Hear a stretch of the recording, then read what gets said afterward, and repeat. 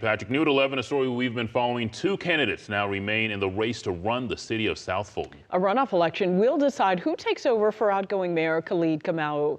Atlanta News First anchor Sydney Stallworth tonight is live in South Fulton after a debate between both candidates. And Sydney, when do voters get a chance to return to the polls and decide?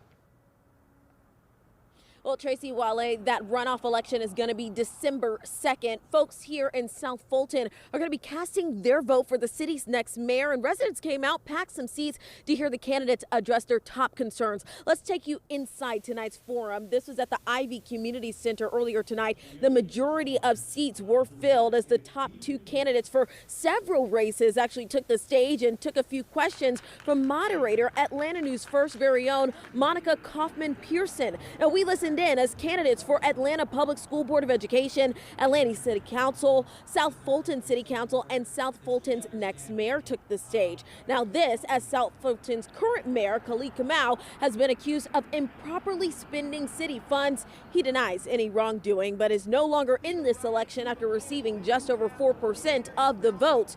The two candidates were asked about restoring trust in City Hall. I propose a 90-day review of all city practices, procedures, every single department, the practices, protocols, procedures, and everything that they've been doing. The forensic audit that everybody in our city has been demanding, but we have not yet received. Because we probably find out that some of these mailers that we've been receiving have been paid on your money.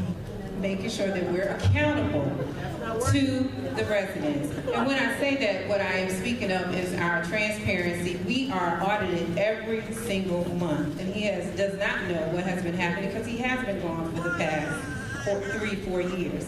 So there's a lot of things that he is not aware of. Now, while those candidates were on stage, the South Fulton mayoral candidates were also asked questions about how they plan to attract high-value economic development to the city, improve roads and schools, handle taxes, and whether they'll publish real-time data on city spending. The debate organizer says that tonight's event was crucial for voters across the metro area.